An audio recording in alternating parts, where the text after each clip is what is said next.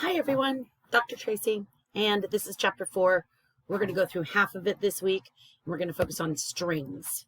So strings in Python, let's take a look at that. The structure of strings is an immutable data structure. By that is it means it can be broken down into pieces. So if you have a string, like you see that's showing here the length of a string, hi there, is actually 1, 2, 3, 4, 5, 6, 7, 8, 9. The space is considered a character, the exclamation point is considered a character, and each one of those characters is stored in an individual memory location.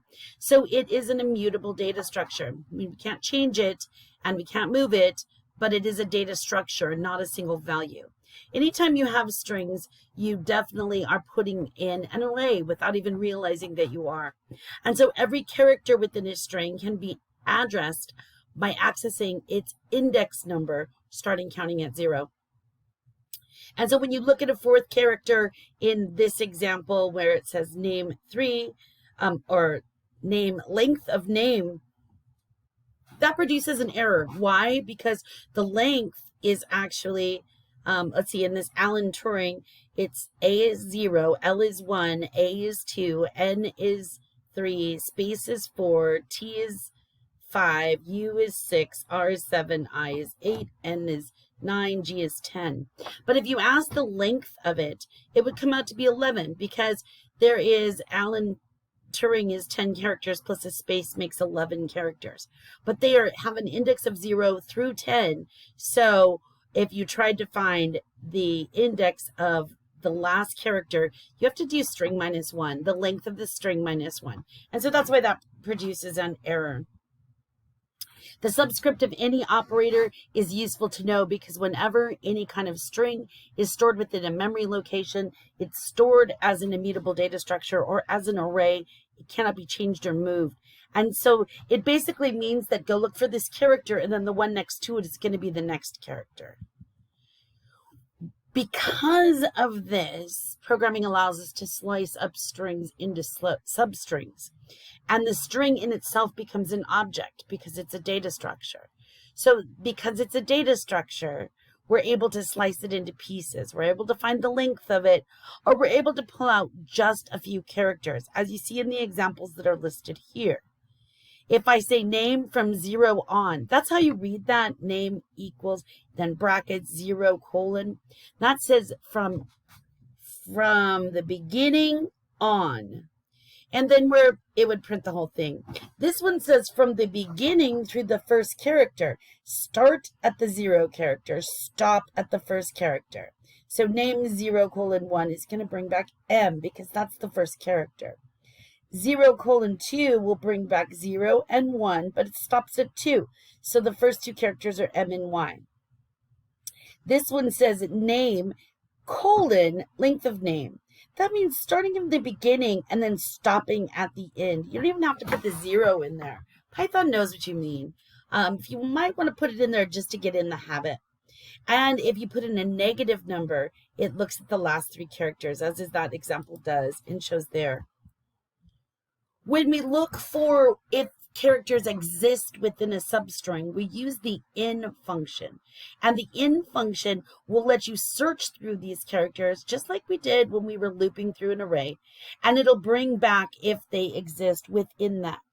For example, if here's a list that contains myfile.txt, myprogram.exe, yourfile.txt, and then it uses a for loop with the in command for a list to determine if the last characters exist within a file name, because we can find substrings just by searching for them. Now, the idea that we can take in all strings of data and put them into each individual characters says also that we're able to use data encryption. So this chapter gets into data encryption because what we do with strings is we change their position and we add to it. So the Cipher, which is listed in the chapter, replaces each character in plain text with a character given a distance away. A distance away means maybe it's 5 characters away or whatever. You can see the example of a Cipher here. In plain text, it says enter a one-word lowercase message. and then it changes the distance to an integer that they type in, because otherwise it would be a string. Now it uses the for loop to check out whatever they typed in. And a for loop, because plain text, even though it's a string, is changed into an array, and it'll go through each character. And it's creating an ordinal value, and it's going through each character in that value, and it's checking for its distance. So now we're saying its distance is how far away it is from the original character, unless we go to Z, and if we go to C, we got to start all over again at A. And so that's what it's doing. If we said we were setting up something in a distance of 5, then the character is A, then you would count B, C, D, E, F, and that's the character that would print.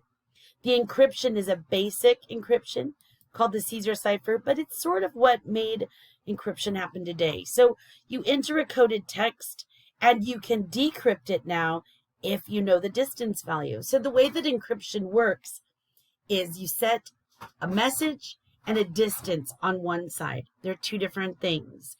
And on the other side, you get this weird message that doesn't look like it makes any sense, but you also get the distance.